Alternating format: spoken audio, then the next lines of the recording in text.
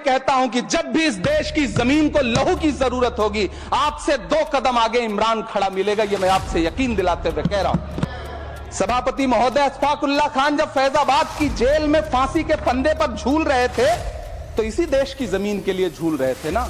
सभापति महोदय, अंडमान की जेल में काला पानी की सजा काटकर अपनी जान देने वाले मौलाना फजले हक खैराबादी हो या शेर खान अफरीदी हो, वो भी तो इसी जमीन के लिए अपनी जान दे रहे थे ना। सभापति महोदय, पाकिस्तान के खिलाफ लड़ते हुए अपनी जान देने वाले महावीर चक्र विजेता ब्रिगेडियर उस्मान हो या पाकिस्तान के पैटर्न टैंक उड़ाने वाला परमवीर चक्र विजेता वीर अब्दुल हमीद हो, वो भी तो इसी जमीन के लिए अपनी जान दे रहा था ना।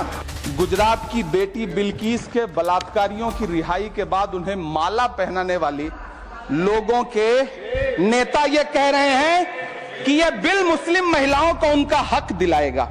मैं आज जद पे हूं तो इतना खुशगुमान न हो, चराग सबके बुझेंगे हवा किसी की नहीं।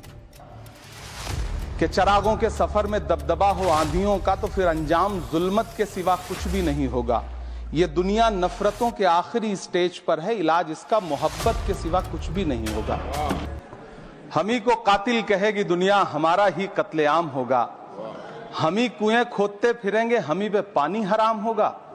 सभापति महोदय, सन 1947 में दिल्ली की जामा मस्जिद की तारीखी सीढ़ियों पर खड़े होकर के भारत रत्न मौलाना अबुल कलाम आजाद साहब ने कहा था कि मुसलमानों कहां जा रहे हो, यह है तुम्हारा मुल्क, यहां तुम्हारे आबाओ अजदाद की कब्रें हैं।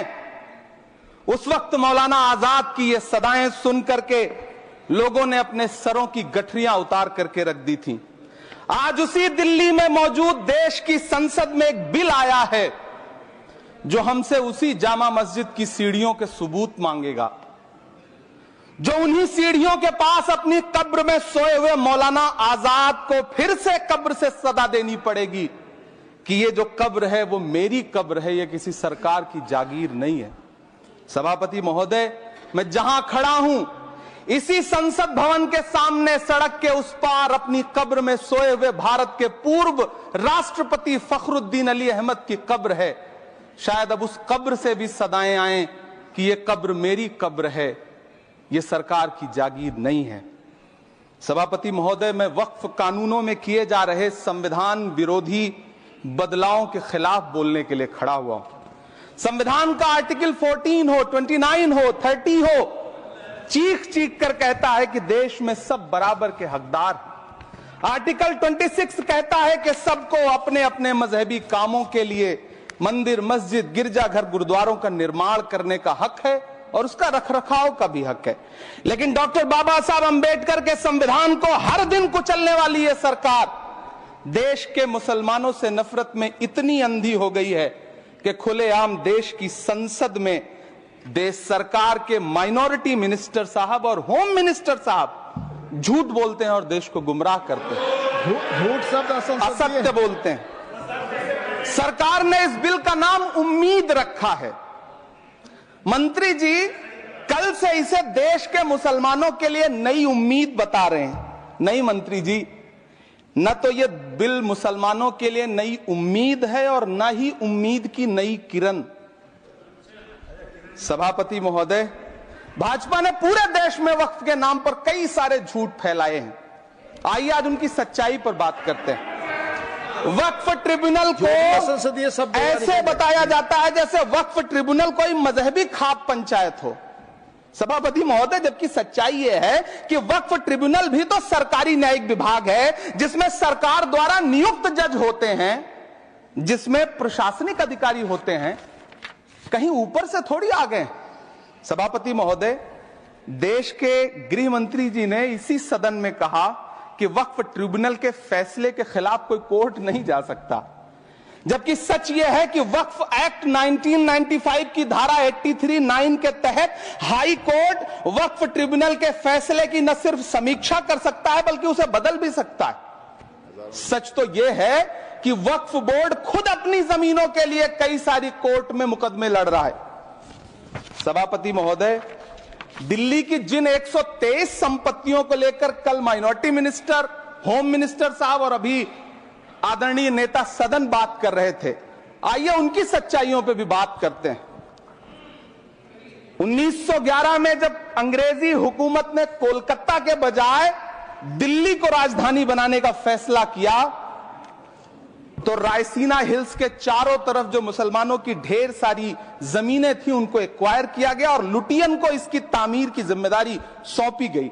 सेंट्रल विस्टा की तरह लुटियन जोन का मेगा प्लान तैयार हुआ, लेकिन उस वक्त के मुसलमानों ने उस वक्त की अंग्रेजी हुकूमत से अपनी इबादत गाहों को बचाने के लिए लड़ाई लड़ी।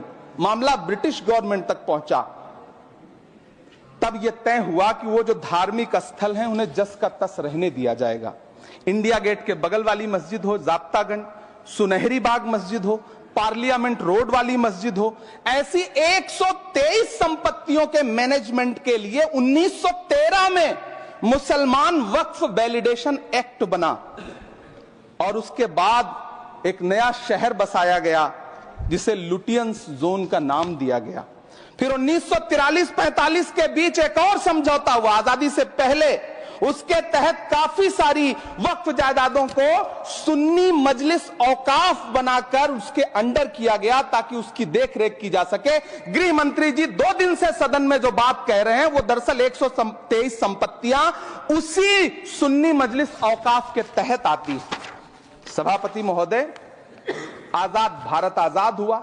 आजादी के बाद भारत में 1954 में वक्फ एक्ट लागू हुआ, जिसकी धारा 9 के तहत 1964 में केंद्रीय वक्फ काउंसिल का गठन हुआ।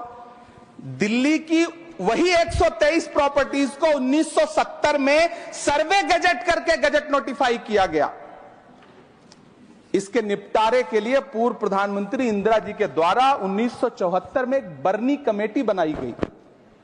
बर्नी कमेटी ने 1976 में इन 123 संपत्तियों को दिल्ली वक्फ बोर्ड की संपत्ति होने की रिपोर्ट सौंपी। उस रिपोर्ट के आधार पर 1984 में कांग्रेस सरकार ने उन 123 प्रॉपर्टीज को दिल्ली वक्फ बोर्ड को सौंपने का फैसला किया, जिसके खिलाफ विश्व हिंदू परिषद कोर्ट गई। मामला 2011 तक पेंडिंग रहा। फिर 2011 में कोर्ट ने सरकार को आदेशित किया कि इसका निपटारा करो। तब 2013 में तत्कालीन यूपीए सरकार ने दिल्ली की उन्हीं 123 जायदादों को बर्नी कमेटी की सिफारिशों के मुताबिक वक्फ बोर्ड के हवाले किया। यही वो प्रॉपर्टीज हैं जिनके नाम से गृह मंत्री जी कल से कांग्रेस को कोस रहे हैं। फिर आई 2014 में भाजपा की सरकार, जो तब से इन जमीनों को हड़पने की साजिश कर रही है। जिस बिल को मुसलमानों के हुकूक की हिफाजत करने वाला बिल बताया जा रहा है, उसी को पेश करने के लिए और उस पर बात करने के लिए लोकसभा में भाजपा सरकार के पास एक भी मुस्लिम सांसद नहीं है। जिस वक्त, मैं लोकसभा कह रहा हूं, सुना करिए, जिस वक्फ बिल को मुस्लिम महिलाओं को हक दिलाने वाला बताया जा रहा है, उसे संसद में पेश करने वाली पार्टी के पास न तो राज्यसभा में, न लोकसभा में, न देश की किसी विधानसभा में एक भी मुस्लिम महिला सदस्य नहीं। कल किरण रिजिजू जी कह रहे थे कि रेलवे की जमीनें देश की जमीनें हैं, डिफेंस की जमीनें देश की जमीनें हैं। हां मंत्री जी, हैं, बिल्कुल हैं। ये जो वक्फ की जमीनें हैं, ये हमारे पुरखों ने धार्मिक कामों के लिए डोनेट किया है, तो हम भी तो इसी देश के नागरिक हैं, हम भी तो इसी देश के बेटे हैं, तो वक्फ की जमीनें भी तो इसी देश की जमीनें हैं। उनको पराया क्यों बोलते हैं आप? सभापति महोदय, अशफाकुल्लाह खान जब फैजाबाद की जेल में फांसी के फंदे पर झूल रहे थे, तो इसी देश की जमीन के लिए झूल रहे थे ना। सभापति महोदय, अंडमान की जेल में काला पानी की सजा काटकर अपनी जान देने वाले मौलाना फजले हक खैराबादी हो या शेर खान अफरीदी हो, वो भी तो इसी जमीन के लिए अपनी जान दे रहे थे ना। सभापति महोदय, पाकिस्तान के खिलाफ लड़ते हुए अपनी जान देने वाले महावीर चक्र विजेता ब्रिगेडियर उस्मान हो या पाकिस्तान के पैटर्न टैंक उड़ाने वाला परमवीर चक्र विजेता वीर अब्दुल हमीद हो, वो भी तो इसी जमीन के लिए अपनी जान दे रहा था ना। और मंत्री जी, मैं इस सदन में अलल ऐलान ये कहता हूं कि जब भी इस देश की जमीन को लहू की जरूरत होगी, आपसे 2 कदम आगे इमरान खड़ा मिलेगा, ये मैं आपसे यकीन दिलाते हुए कह रहा हूं। सभापति महोदय, मैं सरकार से कहना चाहता हूं, हमसे हमारी इबादत गाहें तो मत छीनिए ना। हमारे घरों पे बुलडोजर तो मत चलाइए ना, हमारी कब्रों में तो हमें सुकून से सोने दीजिए ना। सभापति महोदय, माइनॉरिटी मिनिस्ट्री का बजट कट करके, मुस्लिम बच्चों की स्कॉलरशिप बंद करके अब सरकार कह रही है कि हम वक्फ की आमदनी से गरीब मुसलमानों का भला करेंगे। गुजरात की बेटी बिल्किस के बलात्कारियों की रिहाई के बाद उन्हें माला पहनाने वाली लोगों के नेता ये कह रहे हैं कि यह बिल मुस्लिम महिलाओं को उनका हक दिलाएगा। धन्यवाद मोदी जी, क्या बढ़िया सौगातें मोदी दे रहे हैं आप। पहले हमें गुजराते मोदी दिया, आप सौगातें मोदी दे रहे हैं। लेकिन यह सरकार इतना याद रखे कि इसी ठसक के साथ देश की संसद में सीए का कानून भी लाया गया था और कहा गया था बड़े बड़े भाषण देकर के कि पड़ोसी देशों से हिंदू भाइयों को ला करके यहां नागरिकता दी जाएगी। लेकिन मैं आपके संज्ञान में लाता हूं सर कि पिछले इतने दिनों में इनसे नागरिकता लेने के लिए 2000 व्यक्ति भी नहीं आए, जबकि इसके उलट इन्हीं की सरकार में पिछले 10 साल में 15 लाख से ज्यादा भारतीयों ने भारत की नागरिकता छोड़ करके दूसरे देश में जाकर के बस गए। यह हुआ उस कानून का अंजाम। सभापति महोदय, इसी तरह की जिद के साथ किसानों के खिलाफ भी कानून लाए गए थे। जिस तरह आज वक्फ के फायदे गिनाए जा रहे हैं, उसी तरह से किसानों को भी कृषि कानूनों के फायदे गिनाए गए थे। लेकिन अंजाम क्या हुआ? 700 किसानों की शहादत लेने के बाद सरकार को अन्नदाता किसानों के सामने घुटने टेकने पड़े और कृषि कानून वापस लेने पड़े। जिल्ले इलाही, जमहूरियत जो है वो नफरत और ठसक से नहीं चलती है, अकड़ से नहीं चलती है, उसमें सबकी हिस्सेदारी जरूरी है। कल देश के माइनॉरिटी मिनिस्टर ने लोकसभा में खड़े होकर एक शेर सुनाया था कि मुझसे कोई बदगुमान न हो, तो मैं उन्हें एक शेर सुनाना चाहता हूं कि मैं आज जद पे हूं तो इतना खुशगुमान न हो, मैं आज जद पे हूं तो इतना खुशगुमान न हो, चराग सबके बुझेंगे हवा किसी की नहीं। नीतीश कुमार जी हो, चंद्रबाबू नायडू जी हो, चिराग पासवान जी हो, जयंत चौधरी जी हो, देवे गौड़ा जी हो, जीतन राम मांझी जी हो, सबको समझना पड़ेगा कि जब जंगल में आग लगती है तो न वो बरगद बचते हैं जो हवा को आंधी में तब्दील करते हैं, न वो बांस बचते हैं जो आपसी रगड़ से चिंगारी पैदा करते हैं। सभापति महोदय, जब देश को मनमोहन सिंह साहब जैसा काबिल प्रधानमंत्री मिलता है तो देश को आरटीआई जैसा एक्ट मिलता है, सेज जैसा एक्ट मिलता है, मनरेगा जैसा एक्ट मिलता है, लिबरलाइजेशन मिलता है, राइट टू एजुकेशन मिलता है, नेशनल फूड सिक्योरिटी एक्ट मिलता है। लेकिन जब देश को सौगातें मोदी मिलती है तो क्या मिलता है? सीए मिलता है, फॉर्म्स लॉ मिलता है, आर्टिकल 370 मिलता है, इलेक्टोरल बॉन्ड जैसा एक्ट मिलता है और वक्फ अमेंडमेंट एक्ट जैसे बिल देश को मिलते हैं। मुझे तो अपने हमवतन भाइयों से पूछना है कि आपको अपने बच्चों की तरक्की, खुशहाली और नौकरी की दरकार है या फिर मुसलमानों की दान की गई जमीनों को लूटकर धन्ना सेठों को देने की साजिश करने वाले कानून की?